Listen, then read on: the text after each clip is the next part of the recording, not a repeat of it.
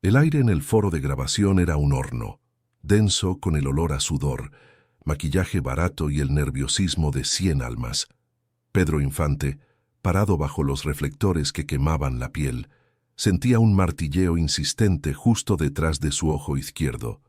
No era el calor ni los nervios, era el recordatorio constante, silencioso, de aquel día de 1949, cuando el cielo se lo tragó y lo escupió de vuelta, pero no sin dejar una marca imborrable.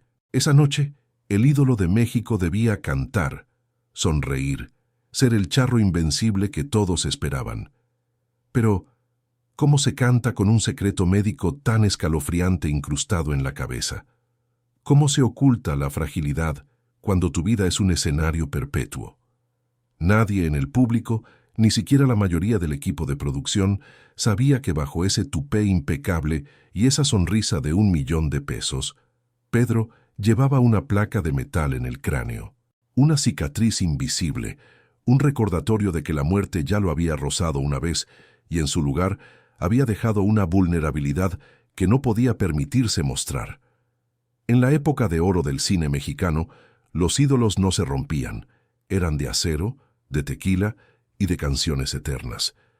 Y Pedro, más que nadie, era el epítome de esa invulnerabilidad, la encarnación perfecta de un ideal inquebrantable, la máquina del cine, esa bestia insaciable que devoraba talentos y escupía leyendas, no permitía fisuras en su fachada de perfección.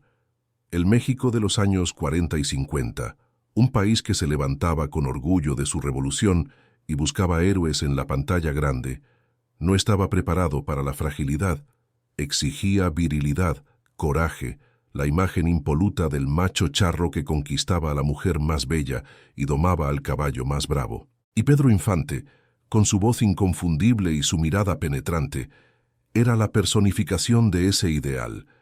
Su figura era un pilar en el imaginario colectivo, una promesa de alegría y valentía para millones. ¿Cómo confesar entonces que ese pilar, en su misma base, estaba roto? Todo comenzó aquel fatídico 15 de abril de 1949. El sol apenas despuntaba sobre el horizonte de Michoacán, proyectando sombras largas y engañosas sobre el paisaje. Pedro Infante, con la prisa y la pasión que lo caracterizaban, se había embarcado en su bimotor, un Stinson 108. No era la primera vez que tomaba los controles de una aeronave. Su amor por la aviación era tan conocido como su habilidad para domar un caballo salvaje. Pero ese día, el cielo que tantas veces lo había elevado, decidió reclamarlo. Algo falló. Un ruido metálico, un silencio aterrador, y luego el impacto. El avión se desplomó contra la tierra, en un punto remoto, lejos de miradas curiosas y de la ayuda inmediata. La noticia corrió como pólvora, una onda expansiva de pánico que paralizó al país entero. El ídolo de México, muerto en un accidente, era impensable, una afrenta al destino, una herida profunda en el alma nacional. Las radios interrumpieron sus programas para dar la primicia, los periódicos lanzaron ediciones especiales con titulares de luto que vendieron millones de ejemplares. El fervor popular se desbordó en oraciones, en un luto anticipado que ahogaba las esperanzas. Pero el destino, esa fuerza caprichosa, aún tenía planes para Pedro Infante. Milagrosamente, sobrevivió. No salió ileso, por supuesto.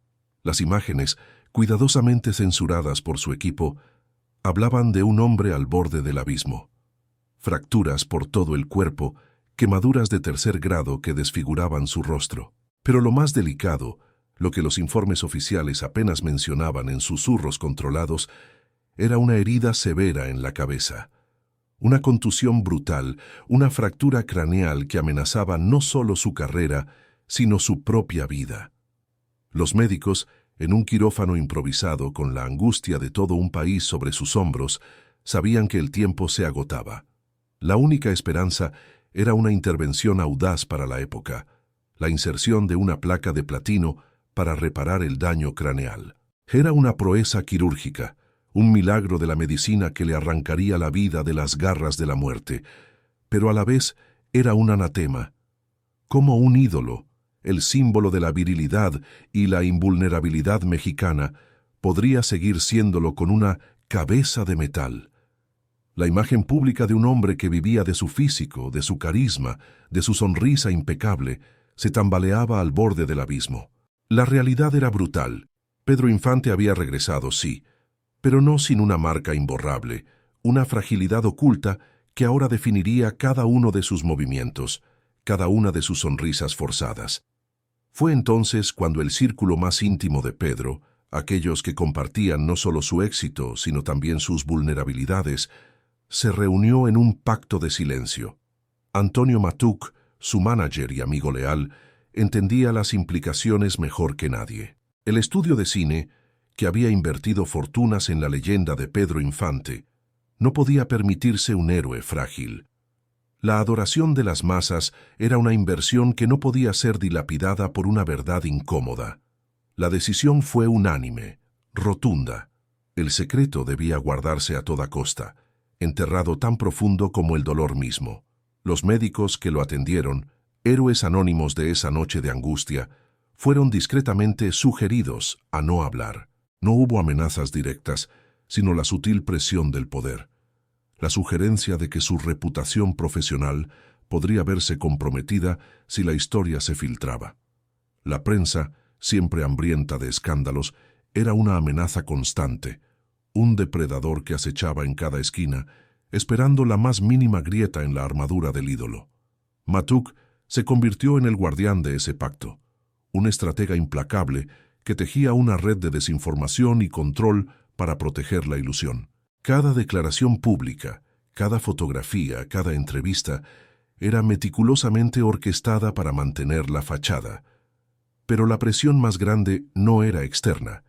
Era el propio Pedro quien sentía el peso más abrumador, un yugo invisible que aplastaba su espíritu y su voluntad. Su orgullo, su deseo inquebrantable de no defraudar a su gente, lo impulsaban a mantener la farsa.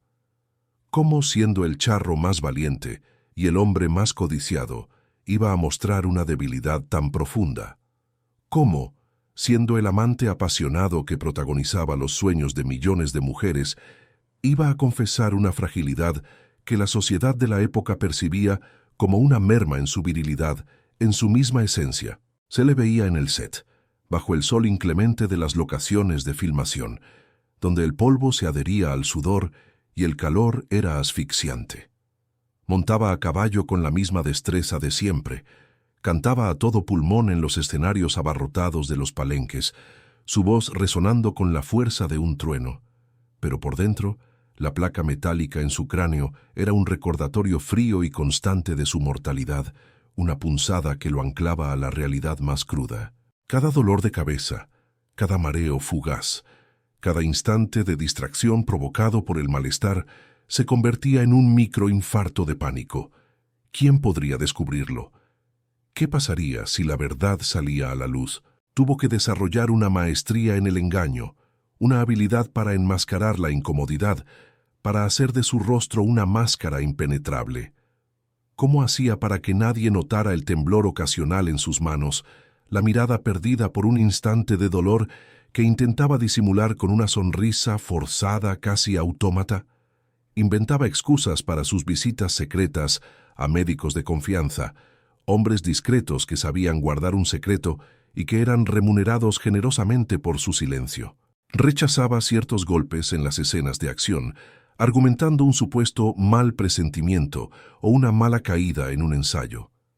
El equipo, acostumbrado a sus caprichos de estrella, pocas veces dudaba. Pero el esfuerzo, la tensión constante, era agotador.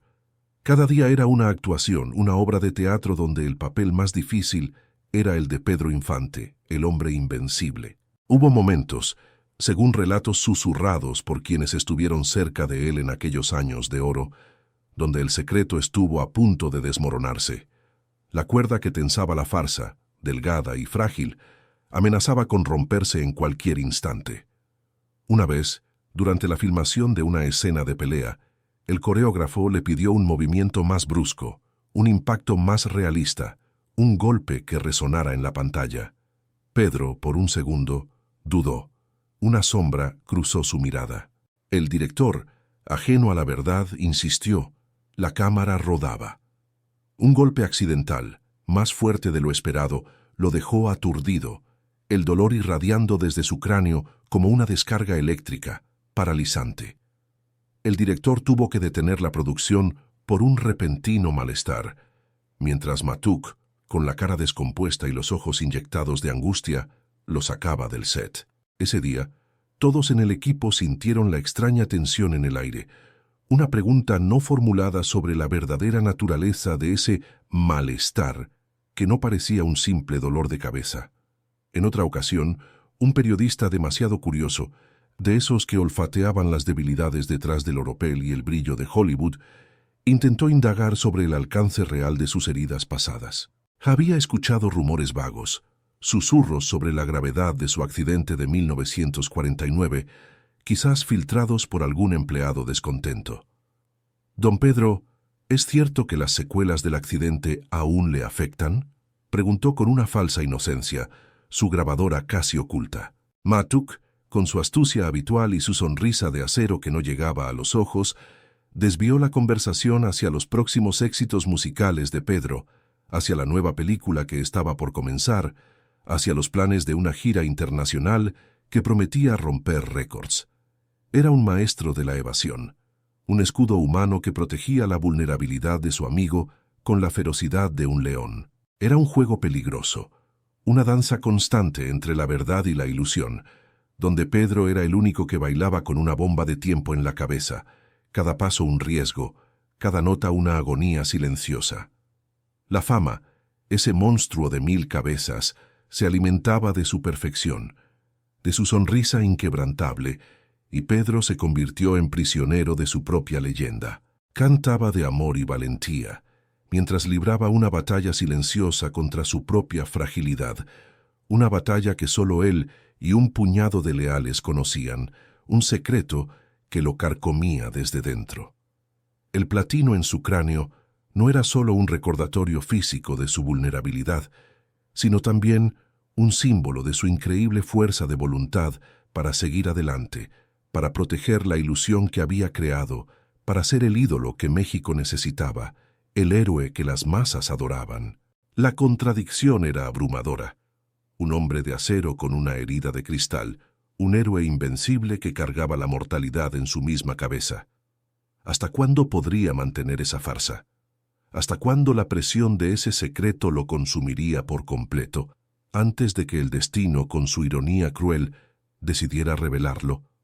La máquina de la fama, ese sistema implacable que construía mitos y devoraba realidades, exigía su perfección, su sonrisa inquebrantable.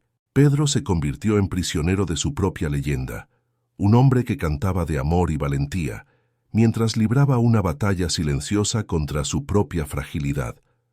El platino en su cráneo era un recordatorio físico de su vulnerabilidad, pero también un símbolo de su increíble fuerza de voluntad para seguir adelante, para proteger la ilusión que había creado. La tensión de esa dualidad, la del ídolo de acero y el hombre de carne con una herida oculta, crecía con cada nuevo éxito, con cada mirada de adoración que recibía, haciendo el peso del secreto casi insoportable. La cuerda, ya de por sí tensa, estuvo a punto de romperse una noche, tras un concierto agotador en un palenque abarrotado. Era en Guadalajara, el aire pesado con el olor a tierra mojada y tequila, y el rugido de la multitud era ensordecedor. Pedro había entregado cada fibra de su ser en el escenario, su voz resonando con la pasión que lo caracterizaba, sus brazos abiertos en un abrazo eterno a su público. Pero cada grito, cada nota alta, cada movimiento de su cuerpo era una punzada para él. El martilleo detrás de su ojo izquierdo era ahora un tambor de guerra, resonando en su cráneo con una ferocidad inaudita. Las luces del escenario, brillantes y cegadoras, se convertían en dagas que se clavaban en su retina.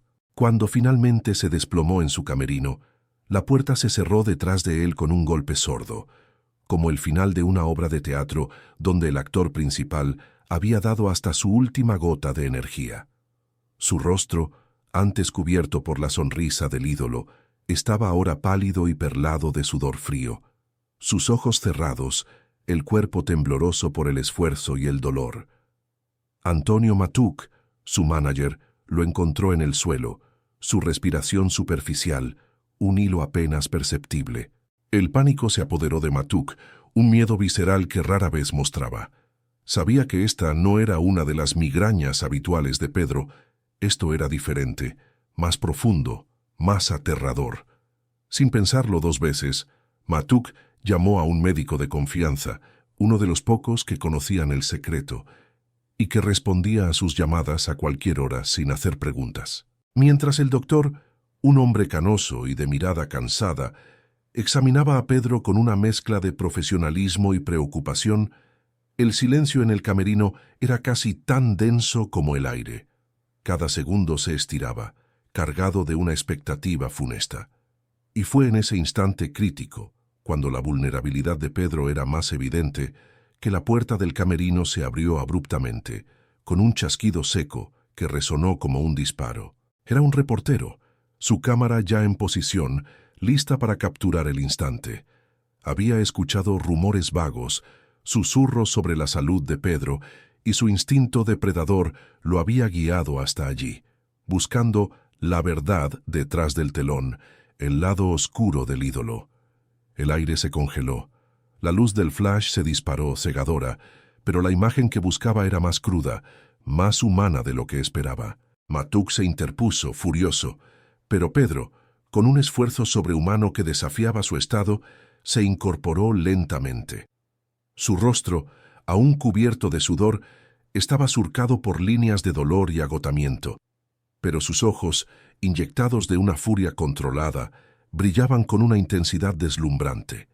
No había miedo en su mirada, sino una determinación que helaba la sangre. Con una voz que apenas era un susurro, pero que resonó en el pequeño espacio como un trueno, le preguntó al reportero, su mirada fija en los ojos del intruso.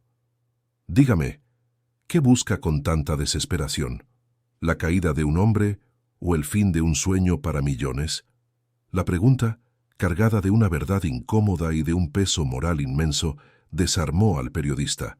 No era una amenaza, sino un recordatorio brutal de la responsabilidad que ambos cargaban, el ídolo y quien aspiraba a derribarlo. Pedro no le pedía piedad para sí mismo, sino para el ideal que representaba, para la esperanza que millones depositaban en él. Por un largo momento, el reportero se quedó inmóvil, la cámara aún en sus manos, pero su objetivo ahora desenfocado, su ambición periodística chocando de frente con la humanidad desgarradora que tenía ante sí. Podría haber arruinado la leyenda, podría haber expuesto la fragilidad, pero la magnitud de la pregunta lo hizo dudar. No dijo una palabra, simplemente se dio la vuelta y se retiró, dejando la puerta abierta detrás de él, pero el secreto intacto. Pedro había elegido su principio, proteger el sueño, el legado, incluso a costa de su propio martirio silencioso. Había enfrentado al sistema, no con violencia, sino con la verdad innegable de lo que representaba para su gente. Matuk, con un suspiro de alivio, ayudó a Pedro a recostarse, la tensión disipándose lentamente, dejando solo el agotamiento y la victoria silenciosa de un hombre que había defendido su honor y el de su pueblo. Los años siguientes vieron a Pedro Infante seguir ascendiendo en el firmamento de la fama.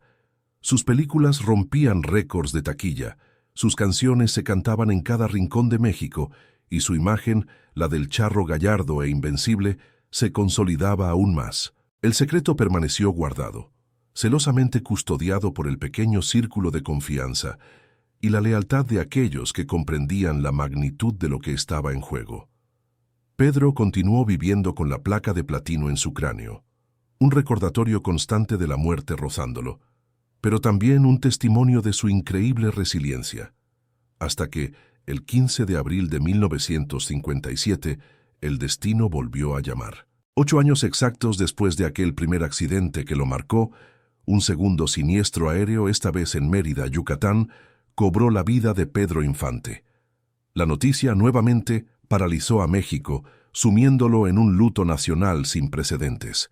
Esta vez no hubo milagros. El ídolo se había ido. Fue entonces, durante la autopsia, cuando el mundo descubrió la verdad. Los informes médicos, las radiografías que se hicieron públicas, revelaron la placa de metal incrustada en su cráneo. El secreto, guardado con tanto celo durante 8 años, finalmente salió a la luz. Esa imagen de la radiografía, mostrando el metal brillante incrustado en su cabeza, se convirtió en el símbolo definitivo de su vida. La prueba tangible de la lucha silenciosa de un hombre que, a pesar de su propia fragilidad, eligió ser el inmortal ídolo de México. La conmoción fue profunda. La admiración por el artista se transformó en un respeto aún mayor por el hombre que había soportado tal carga en silencio, por el bien de su arte y de su público. Su historia nos enseña que la fama es una máquina implacable que exige un precio, a menudo invisible, pagado en la soledad y el sacrificio. Pero la verdadera integridad, la fuerza de carácter, se revela no en la ausencia de heridas, sino en la valentía de llevarlas en silencio, por un propósito mayor. Pedro Infante no solo cantó con una placa de metal en el cráneo, cantó con el peso de un secreto, con el dolor físico y emocional que esto implicaba.